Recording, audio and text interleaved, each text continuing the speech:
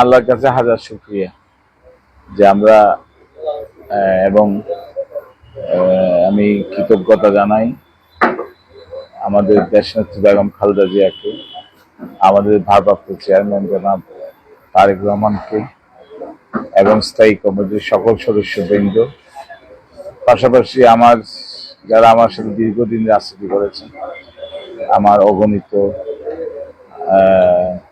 আমাদের সহযোদ্ধারা যারা দীর্ঘ লড়াই সংগ্রাম করে ফেসিবাদ বিরোধী লড়াই সংগ্রাম করে সবসময় আমাকে সহযোগিতা করেছেন, আর পাশাপাশি আমার এলাকার জনগণ যারা সবসময় আমার পাশে ছিল, আমাকে সমর্থন করে এবং সবসময় আমার শুভকামনা করে, তাদেরকে ধন্যবাদ কৃতজ্ঞ। চ্যালেঞ্জ ছিল না, এর মনোনয়ন তো অনেকেই আছে যোগ্য প্রার্থী, পার্টি মনে করেছেন যে আমি ধানের শীষের বিজয় আনার ক্ষেত্রে আমার জন্য সহজ হবে, সেই কারণে আমাকে মনোনয়ন দিয়েছে।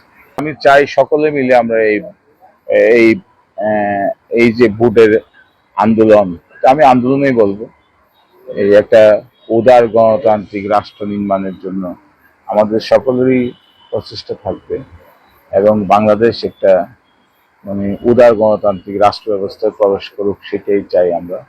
আর কক্সবাজারের ক্ষেত্রে কক্সবাজার একটা নিরাপদ কক্সবাজার, একটা সমৃদ্ধ কক্সবাজার এবং আন্তর্জাতিকভাবে যাতে কক্সবাজার গুরুত্ব অনেক বেশি। আমি বলবো যে কক্সবাজার বাংলাদেশের পা। কক্সবাজার যদি হাঁটে,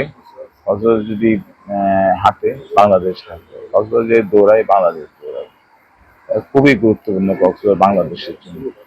এইদিকে আমরা নজর দেবো যাতে কক্সবাজার সমৃদ্ধ হয় এবং এবং যে ভূমিকা রাখবো আমরা অর্থনৈতিক উন্নয়নে কক্সবাজারের এবং নিরাপত্তার জন্য আমরা সিরিয়াসলি ভূমিকা রাখবো। সবাই যদি ইনশাল্লাহ আমাদেরকে জনগণ ভোট দিয়ে বিজয়ী করে থাকেন, ভোট আমরা চাই, কিন্তু একসাথে আমাদের তো প্রতিক্রিয়া অলরেডি আমাদের মহাসচিব এবং আমাদের দলের স্থায়ী কমিটির সদস্য জনাব সালাউদ্দিন আহমদ সাহেব বলেছেন যে গণভোট এবং ওই আপনার জাতীয় সংসদ নির্বাচন একসাথে আমরা দাবি জানাই।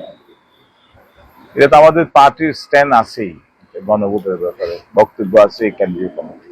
রাজনৈতিক দল তো থাকবেই, আমরা সব দল তো আছি, আমরা নির্বাচন করছি,